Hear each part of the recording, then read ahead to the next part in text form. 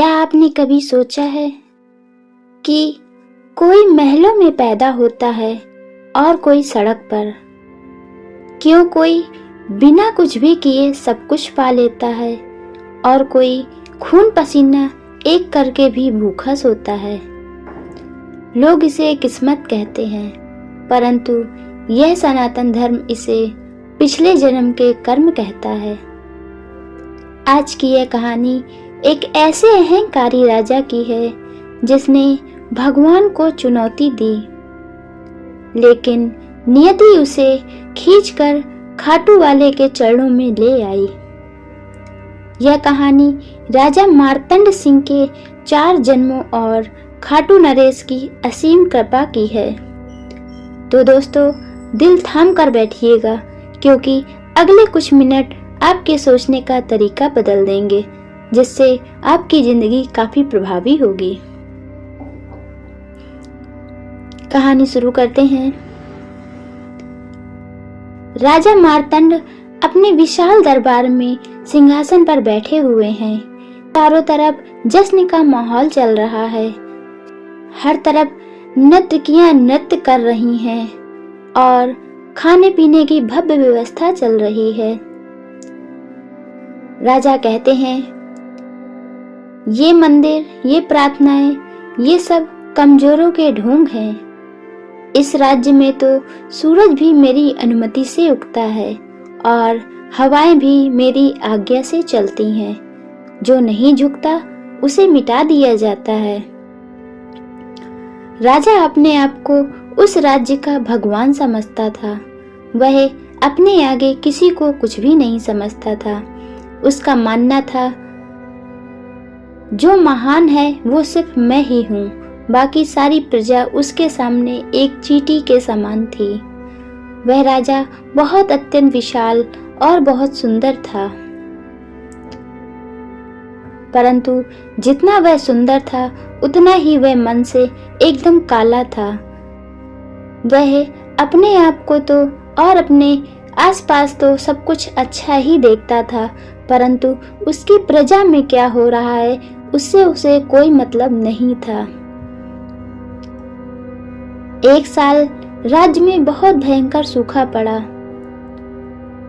बाहरी क्षेत्र उस सूखे के अकाल से काफी ज्यादा प्रभावित हो रहे थे, परंतु राजा को इस चीजों से कोई मतलब नहीं था। राजा की बाहरी प्रजा भूख से व्याकुल हो रही थी। वहां पर खाने के लिए अनाज नहीं था, पीने के लिए पानी नहीं था।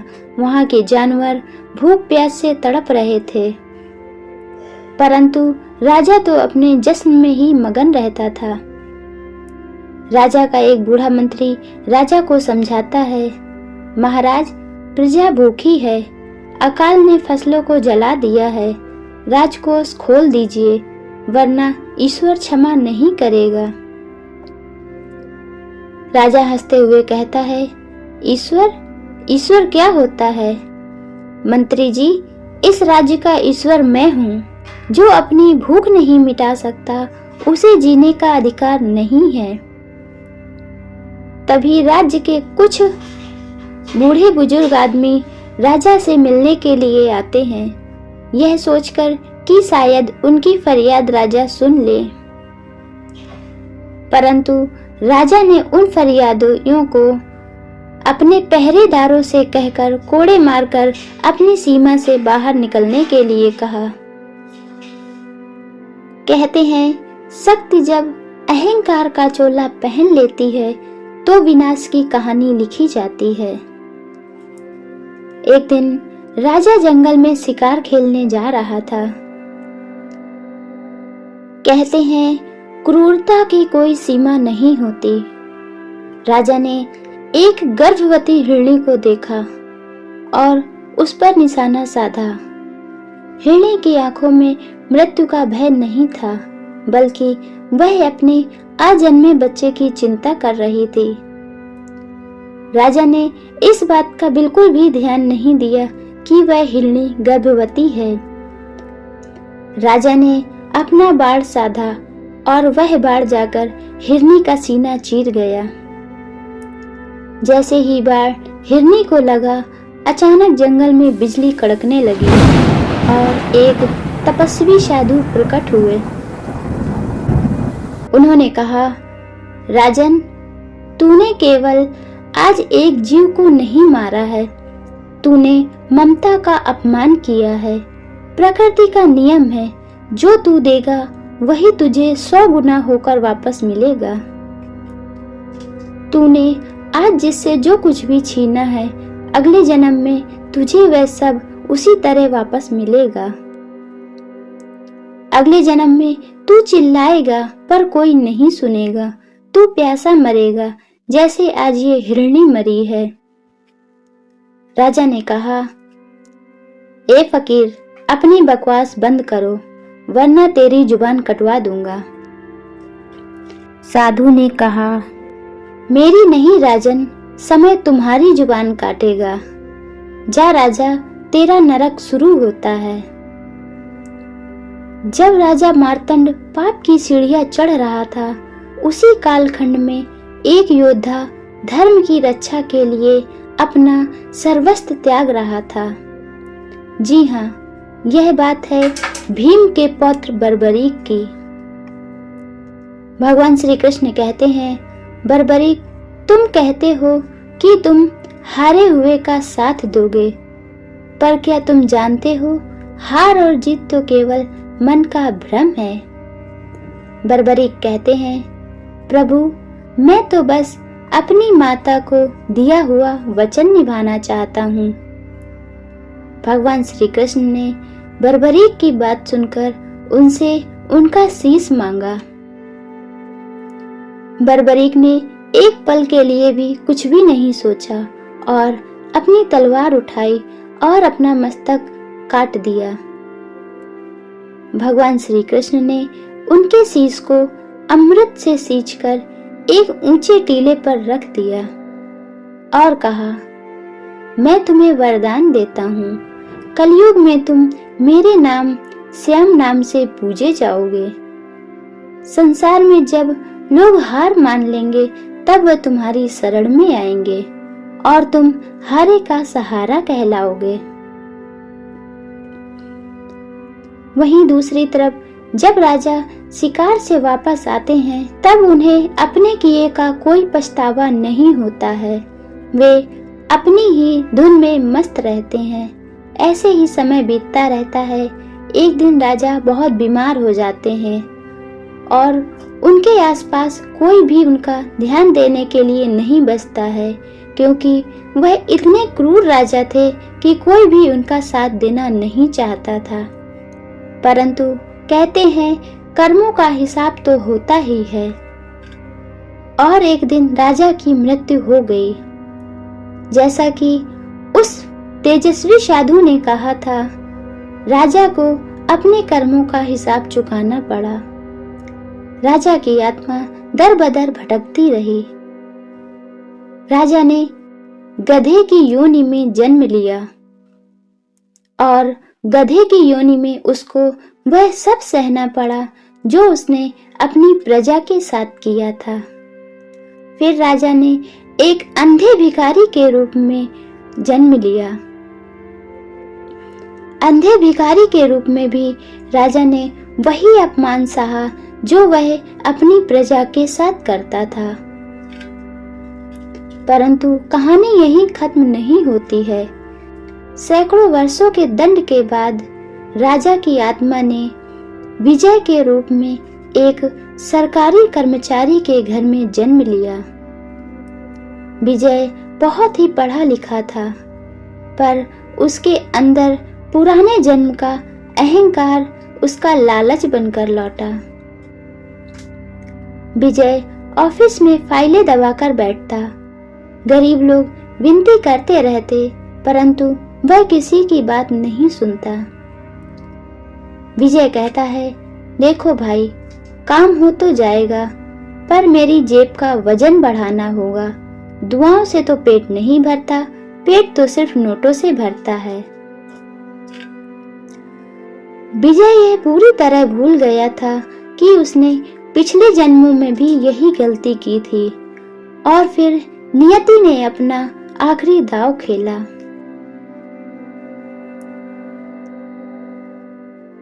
विजय का एक बेटा था। एक दिन उसका एक्सीडेंट हो गया। वह लहूलुहान पड़ा था। डॉक्टरों ने कहा कि अब वह कभी चल नहीं पाएगा। विजय की सारी अवैध कमाई पानी की तरह बह गई। विजय दीवार से उसे टकराते हुए कहता है, हे भगवान, मैंने किसी का क्या बिगाड़ा है? मेरा इकलौता बेटा, उसके साथ ही ये सब क्यों हो रहा है? तभी वहां से एक बूढ़ा व्यक्ति निकला, जो असल में वही साधु था जो राजा मार्तंड को मिला था। साधु कहते हैं, बेटा, तूने बहुतों का बिगाड़ा है। तूने जो घर उजाड़े हैं, जिनकी छतें तूने रिश्वत के चक्कर में गिरा दी थीं, तेरे यह सब वही कर्मों का हिसाब है। तूने किसी को कभी खुश नहीं रहने दिया, तो आज तुझे खुशी कैसे मिल सकती है? विजय कहता है, बाबा, मैंने ऐसा कुछ भी नहीं किया।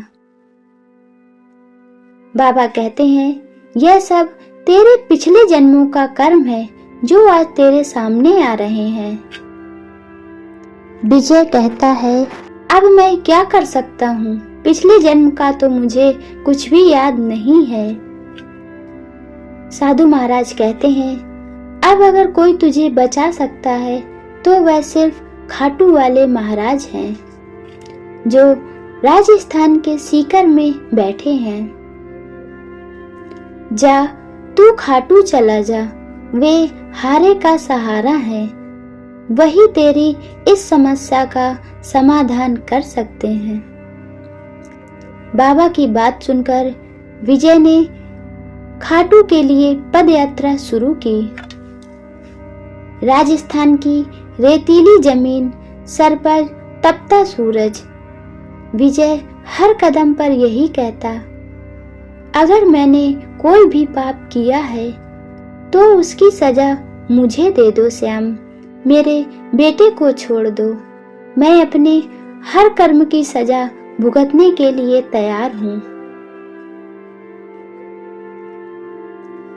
विजय जैसे ही खाटू मंदिर पहुंचा, उसे लगा जैसे बाबा श्याम मुस्कुरा रहे हैं।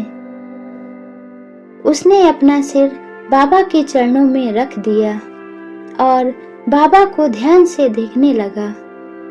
देखते ही देखते उसे अपने पिछले सारे जन्म और उस जन्म के किए हुए सारे कर्म याद आने लगे।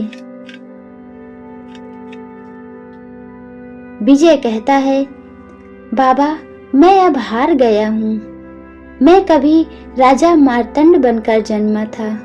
मैं गधा भी बन चुका हूँ और मैं अंधा भिखारी भी बन चुका हूँ, और आज मैं सिर्फ एक पापी पिता बनकर आया हूँ। मेरा अहंकार ले लो, मेरी जान ले लो, परंतु मेरे बच्चे पर दया करो।